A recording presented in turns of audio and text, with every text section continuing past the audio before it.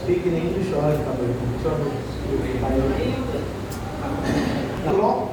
ஒரு ஆள் பேசுறதை கேட்கிறோம். அப்போ ஒவ்வொரு ஆங்கிள் ஒவ்வொருத்தர் புரிஞ்சுக்கிறோம். அப்படின்னா 34 ஆண்டுகள் அப்படிங்கிறது எத்தனை மேனேஜர்ஸ் பார்த்துருப்பாரு, எத்தனை டெப்டி ஜெனரல் மேனேஜர்ஸ் பார்த்துருப்பீங்க, ஒவ்வொரு இடத்துல ஹெச்ஆர்ஸ் எவ்வளோ பேரை பார்த்துருப்பீங்க.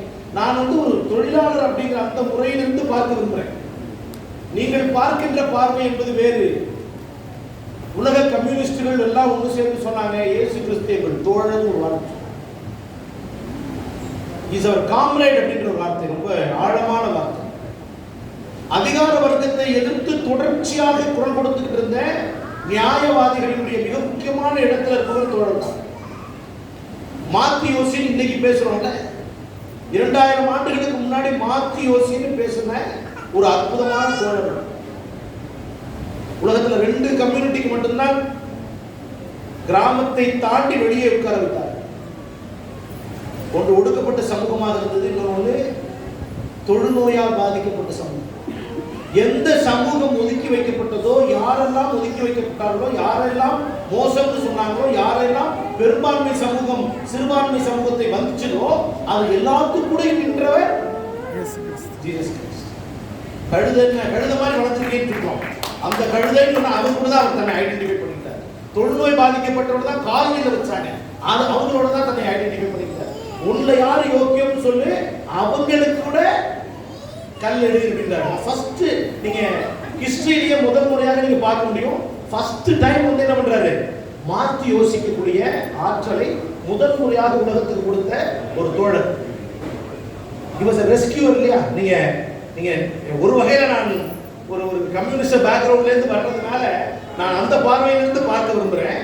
அப்ப அதிகார வர்க்கத்தை எதிர்த்து குரல் கொடுக்கக்கூடிய ஒரு சமத்துவத்தை முதல்ல எடுத்து சொன்ன, எந்த இடத்துல அது கமர்ஷியலைசேஷன் ஆயிடக்கூடாதுன்னு சாட்டை எடுத்த ஒரு தோழரை இன்ஸ்பயர் பண்ணி வாழ்ந்திருந்த மனிதர் 34 ஆண்டு காலம் அதிகார வர்க்கத்தோடு இணைந்து அவங்களை பகைத்துக் கொள்ளவும் செய்யாம நியாயத்தையும் பேசி சக தொழிலாளர்களுடைய நின்று அந்த உரிமைகளையும் பேசி அவருடைய வேலையை தக்க வைக்கிறதுங்கிறது எத்தனை கஷ்டம். வாழ்கிறதுங்கிறது MSWல 4 ஸ்பெஷலைசேஷன் இருக்கு.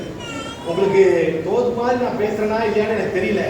ஆனால் நான் சொல்ல வந்த கருத்தை எந்த தயக்கமும் இல்லாமல் எடுத்து வைக்கணும்னு தான் நினைக்கிறேன். சோஷியல் ஒர்க் ஸ்டூடெண்ட் சொல்லுவாங்க. அதுல சோஷியல் ஒர்க்ல 4 ஸ்பெஷலைசேஷன்ல ஒரு ஸ்பெஷலைசேஷன் பேர் ஹியூமன் ரிசோர்ஸ். ஆக்டிங் சாருடைய பொண்ணு அதுதான் படிச்சிருக்காங்க. அந்த பொண்ணு ஃப்ரண்ட்ல உட்காரும் பொழுது நான் கேட்பேன், இந்த சோஷியல் ஒர்க்கு, அது சோஷியல் ஒர்க்கில் நம்ம அது பெரியார் சொல்வாரு, பெண்கள் இப்படி தான் ட்ரெஸ் பண்ணணும் அப்படின்னா பெரியார் ரொம்ப அழகாக கேட்பாரு, பொம்பளை பிள்ளையுடைய அலமாரியில் உனக்கு என்ன வேலை அப்படின்னு.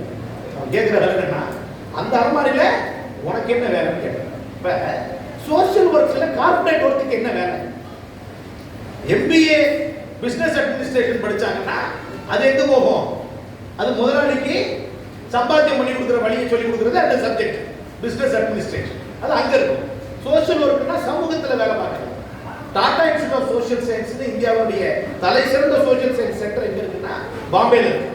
அந்த மும்பையில் இருக்கிற சென்டர்ல ஏன் இப்ப இருக்கிறது MSW HR முதல்ல அப்படி கிடையாது, அது personal management and industrial relations PMI ஏன் உருவாக்குறாங்கன்னா, அன்றைக்கு இந்த தொழிலாளர் வர்க்கம் தன்னுடைய தொழிலாளர்களுக்கான உரிமையை பேசி வாங்குறதுக்காக, அவர்களை ஒன்றிணைப்பதற்காக, அவர்களுக்காக பேசுவதற்காக ஒரு ப்ரொஃபஷனல் உருவாக்கணுங்கிறதுக்காக உருவாக்கப்பட்டதா MSW பர்சனல் மேனேஜ்மெண்ட் இண்டஸ்ட்ரியல்.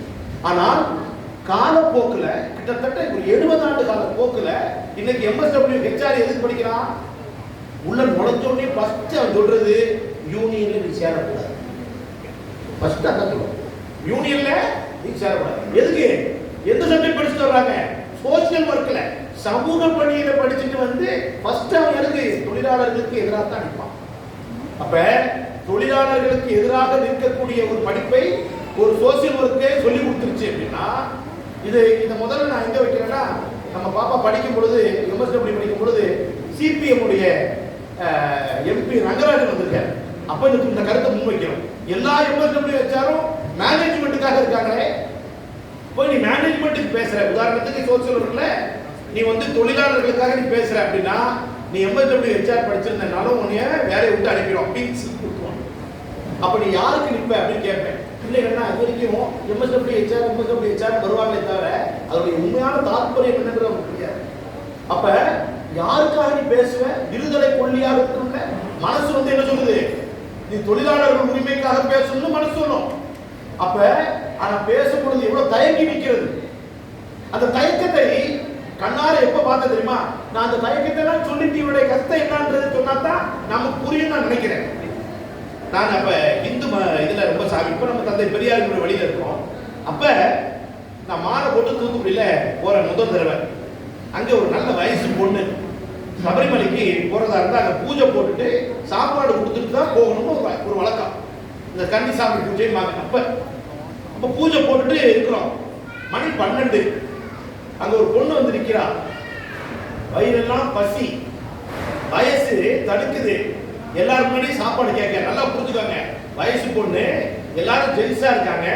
அந்த இடத்துல வந்து அந்த சாப்பாடை கேட்டு வாங்குறதுக்கு ஒரு தயக்கமா இருக்கு. ஆனா வீட்டுல கல்யாணமாகாத பொண்ணு தயக்கத்தில் நின்றுட்டு இருக்கா. பசி ஒரு பக்கம் இருக்குது. ஆனால் தயங்கி நிற்கிறார். அந்த தயக்கத்துக்கும் பசிக்கும் நடுவுல ஒரு சிரமம் இருந்துக்குமா?